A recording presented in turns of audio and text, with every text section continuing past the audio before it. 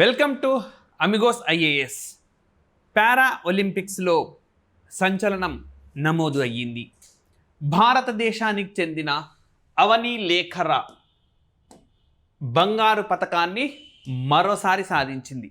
మరోసారి అంటున్నా అంటే గతంలో ఎప్పుడు సాధించారు అంటే 2020 టోక్యో పారా ఒలింపిక్స్లో వారు కేవలం బంగారు పతకాన్ని మాత్రమే కాదు, ఆ పోటీలో వారు కాంస్య పతకాన్ని కూడా గెలిచినారు. అంటే ఒకే ఒలింపిక్స్లో 2 పతకాలు సాధించిన భారతదేశపు తొలి మహిళగా అప్పట్లో రికార్డ్ కూడా క్రియేట్ చేశారు. అదేవిధంగా వరుసగా 2 పారా ఒలింపిక్స్లో కూడా బంగారు పతకాన్ని సాధించినారు. సో ఈ విధంగా అవని లేఖరా మనకు 10 మీటర్ ఎయిర్ రైఫిల్లో గోల్డ్ మెడల్ను సాధించారు. ఈ పారా ఒలింపిక్స్లో భారతదేశం పొందిన తొలి బంగారు పతకం ఇదే. At the same time Mona Agarwal వీరు కాంస్య పతకాన్ని సాధించినారు సేమ్ ఈవెంట్లో. అంటే భారత్ ఒక బంగారు పతకాన్ని ఒక కాంస్య పతకాన్ని ఈ ఈవెంట్లో దక్కించుకుంది.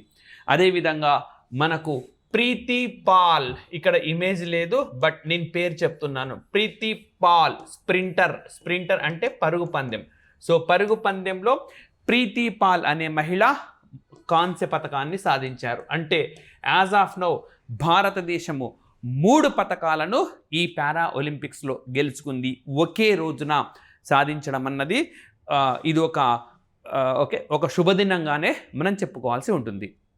అయితే 2020 పారా ఒలింపిక్స్లో కూడా భారతదేశం పారా ఒలింపిక్స్లో మంచి ప్రతిభను చూపింది. నిజానికి 1972 నుంచి భారతదేశం ఈ పారా ఒలింపిక్స్లో వరుసపెట్టి పతకాలను సాధిస్తూ వస్తుంది. సో మరి ఇప్పుడు ఇంకా చాలా రోజులు ఉన్నది మనకి పారా ఒలింపిక్స్ కాబట్టి ఇంకా ఎన్నో పతకాలు రావాలి. సో ఈ నేపథ్యంలో ఆల్రెడీ వచ్చిన ఏవైతే మనకు ఉన్నాయో అవన్నిటిని కూడా మీరు నేర్చుకొని సిద్ధంగా ఉంటే, అంటే పాస్ట్ అంతా మీ దగ్గర రికార్డు ఉంటే రాబోయేవి ఎప్పటికప్పుడు నేర్చుకున్నప్పుడు మీకు ఎగ్జామినేషన్లో ఖచ్చితంగా క్వశ్చన్స్ వచ్చే ఏరియా కాబట్టి మిగతా ఆస్పిరెంట్స్తో పోలిస్తే మీరు ఎడ్జ్లో ఉంటారన్న ఉద్దేశంతో అమిగోస్ ఐఏఎస్ మీకు ఆ పాత విజయాలన్నింటినీ కూడా అందిస్తూ ఉన్నది. రైట్. సో దీనికి మీరు చేయాల్సింది క్లాస్ వినడం, ఎట్ ద సేమ్ టైం మీరు ఈ వీడియోని లైక్ చేయండి, షేర్ చేయండి, సబ్స్క్రైబ్ చేసుకొని వారంటే సబ్స్క్రైబ్ చేసుకోండి. సో ప్రతిరోజు మేము ఎడిటోరియల్స్ కానీ, యోజన కానీ అండ్ అమిగోస్ మ్యాగజైన్ కానీ చాలా కంటెంట్ని మేము అందిస్తూ ఉన్నాము. సో ఇంకా మీకు ఏమైనా కావాలంటే రిక్వెస్ట్ చేయండి యూట్యూబ్ వేదికగా.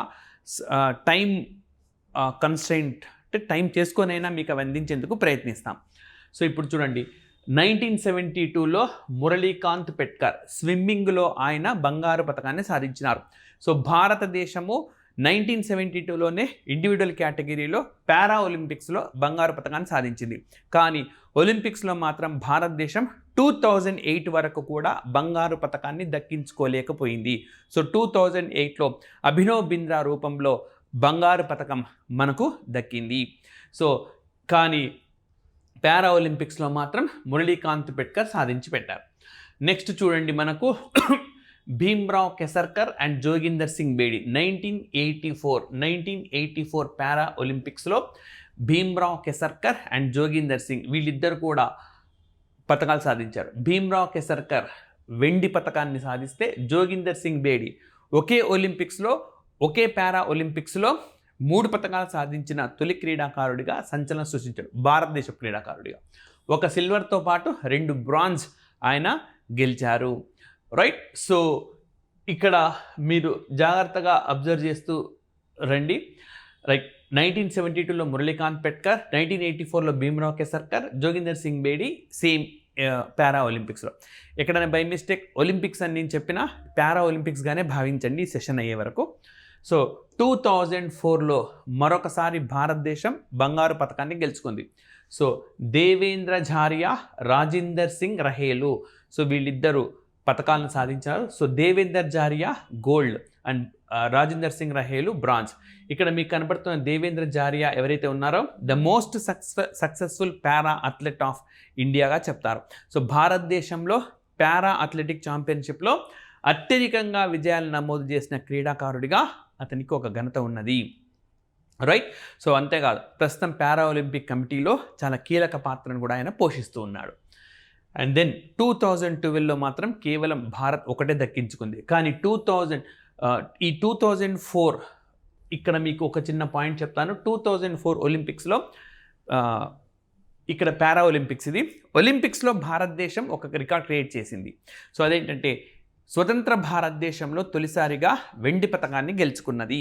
2004లో మనకు ఒలింపిక్స్లో వెండి పతకం వచ్చింది. రాజ్యవర్ధన్ సింగ్ రాథోడ్ ఆయన పతకాన్ని గెలిచారు ఆ ఒలింపిక్స్లో. ఇక్కడ పారా ఒలింపిక్స్లో మాత్రం దేవేంద్ర ఝారియా, రాజేందర్ సింగ్ రహేలుకు అవార్డ్స్ అనేవి పతకాలు అనేవి దక్కినాయి. నెక్స్ట్ 2012లో ఒకటి వచ్చింది, గిరీషా నాగరాజ్ గౌడ. సో వీరికి వెండి పతకం అనేది దక్కింది. ఒకటి వచ్చింది. బట్ 2012లో ఒలింపిక్స్లో మాత్రం భారతదేశం మంచి విజయాలు నమోదు చేసుకుంది.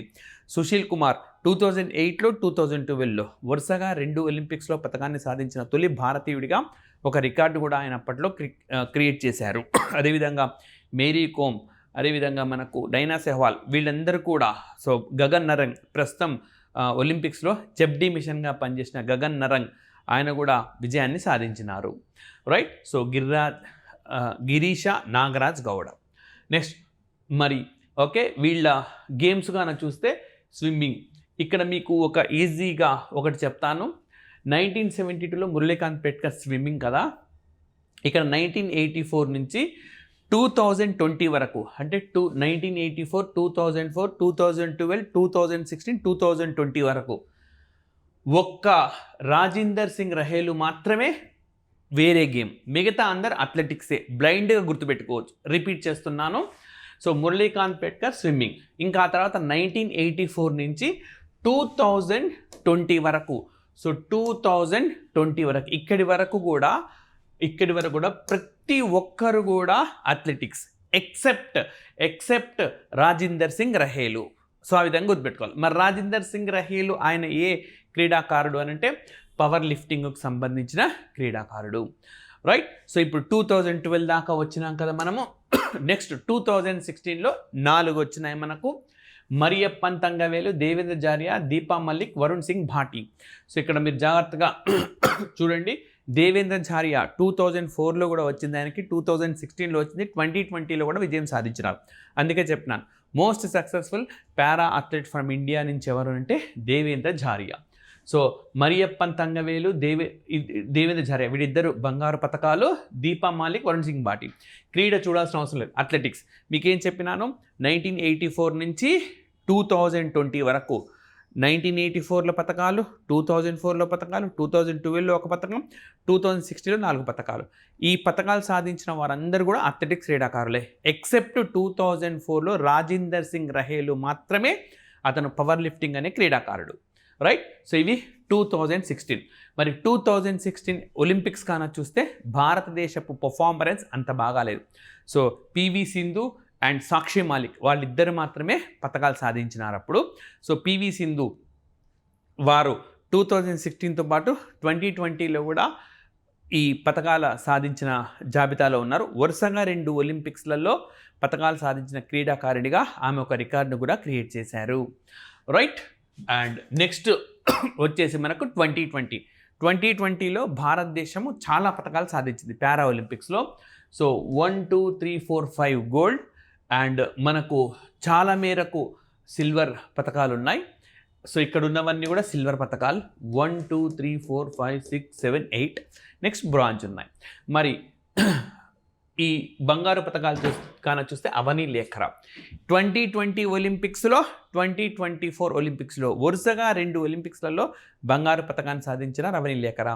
At the same time Avani Lekhara 2020 ఒలింపిక్స్లో కాంస్య పతకాన్ని కూడా సాధించినారు. సో ఈ విధంగా కింది వానిలో సరైనది ఏది అని చెప్పి ఈ పూర్తి సమాచారాన్ని డంప్ చేసే అవకాశం ఉన్నది. అదేవిధంగా సుమిత్ అంటిల్, ప్రమోద్ భగత్, కృష్ణానగర్, మనీష్ నర్వాల్. సో వీళ్ళందరూ కూడా గోల్డ్ మెడల్ని సాధించినారు. సో అవని లేఖరా షూటింగ్ అయితే, సుమిత్ అంటిల్ అథ్లెటిక్స్ అయితే, ప్రమోద్ భగత్, కృష్ణానగర్ ఇద్దరు badminton and Manish Narwal shooting. So 2 షూటింగ్లు, 2 బ్యాడ్మింటన్స్, 1 అథ్లెటిక్స్ 2020 ఒలింపిక్స్లో కంపల్సరీగా గుర్తుపెట్టుకోవాలి. నెక్స్ట్ మనకు అథ్లెటిక్స్ గాన వస్తే యోగేష్ కతూనియా, నిషాద్ కుమార్, మరియప్పన్ తంగవేలు, ప్రవీణ్ కుమార్, సుహాస్ యతిరాజ్. సో మనకి సుహాస్ యతిరాజ్ ఏంటనంటే వారు IAS ఆఫీసర్. రైట్. సో భారతదేశంలో ఐఏఎస్ ఆఫీసర్గా ఉంటూ పారా ఒలింపిక్స్లో పథకాన్ని సాధించిన వ్యక్తిగా ఆయన రికార్డ్స్ క్రియేట్ చేశారు. అండ్ దేవేంద్ర ఝారియా, సింగరాజ్ అదానా, భావినా పటేల్ వీళ్ళందరూ కూడా మనకు రైట్ సిల్వర్ పథకాన్ని సాధించినవాడు. సో ఇందులో మనం అథ్లెటిక్సే ఎక్కువ ఉంటారు. సుహాస్ ఈతిరాజ్ మనం ఎవరైతే ఐఏఎస్ ఆఫీసర్ అనుకున్నామో వారు బ్యాడ్మింటన్ క్రీడాకారుడు. అదేవిధంగా Singhraj Adhana shooting, Bhavina Patel table tennis. So ఒకసారి మీరు క్రాస్ చెక్ చేయండి. నాకు గుర్తున్నంత మేరకు ఈసారి పతాకధారిగా కూడా ఈ భావినా పటేల్ వ్యవహరించినారు. ఇద్దరిలో వీరు కూడా ఒకరున్నారనమాట. ఎవరు? భావినా పటేల్ గారు. బట్ ఒకసారి క్రాస్ చెక్ చేయండి, మళ్ళీ రానున్న సెషన్స్లో మీకు క్లారిటీ కూడా ఇస్తాను నేను. మరి అదే మనం రైట్ బ్రాంజ్ మెడల్ 2020లో బ్రాంజ్ మెడల్ సాధించి ఎవరని చూస్తే హర్విందర్ సింగ్, శరత్ కుమార్, సుందర్ సింగ్ గుజ్జార్, సింగరాజ్ అధానా, మనోజ్ సర్కార్, అవని లేఖరా గుర్తున్నారు కదా. ఇదే ఒలింపిక్స్లో gold medal and bronze medal, ఇప్పుడు మళ్ళీ gold medal. So Harvinder Singh archery క్రీడాకారుడు, శరత్ కుమార్ అథ్లెటిక్స్ క్రీడాకారుడు, సుందర్ సింగ్ గుర్జర్ అథ్లెటిక్స్, సింగరాజ్ అదానా షూటింగ్, మనోజ్ సర్కార్ badminton and Avani Lekhara shooting. Right. So ఈ విధంగా మనము 1972 నుంచి కూడా ఇప్పటి వరకు 2024 వరకు కూడా ఇప్పుడు 3 పథకాలు ఆల్రెడీ వచ్చినాయి మనకు. రైట్. అవని లేఖరా, అదేవిధంగా మనం స్టార్టింగ్లోనే చెప్పుకున్నాం ఒకటే ఈవెంట్లో 2 పథకాలను మనం సాధించినాము, Mona Agarwal and then Preeti Pal. So ముగ్గురికి కూడా వచ్చినాయి, మరిన్ని పథకాలు కూడా రావచ్చు. సో ఆల్రెడీ మనకి ఇప్పటిదాకా హిస్టరీ తెలిసిపోయింది కాబట్టి రేపటి నుంచి ఏ పథకాలు రావాలి ఖచ్చితంగా ఎప్పటికప్పుడు మీరు నేర్చుకోవడం వల్ల మీకు చాలా సులువు అవుతుంది. ఆల్రెడీ ఒలింపిక్ సెషన్ కూడా అందించినాం, అది కూడా మీరు నేర్చుకుంటే రాబోయే తెలంగాణలో group 3 examination, group 2 examination November డిసెంబర్లో కరెంట్ అఫైర్స్లో ఖచ్చితంగా వచ్చే అంశాలు ఇవి. అదేవిధంగా ఆంధ్రప్రదేశ్లో కూడా రానున్న ఏవైతే అంటే గ్రూప్ 2 మెయిన్స్లో అక్కడ ఈ కరెంట్ అఫైర్స్ అనేది లేదు కాబట్టి నెక్స్ట్ వచ్చే నోటిఫికేషన్స్ ఏవైనా సరే అది టీచర్ రిక్రూట్మెంట్ కావచ్చు, అన్నింట్లో కూడా చాలా చాలా కీలకమైంది. రైట్. సో ఈ సెషన్ అందరూ కూడా లైక్ చేయండి, షేర్ చేయండి, సబ్స్క్రైబ్ చేసుకుని సబ్స్క్రైబ్ చేసుకోండి. Thank you very much.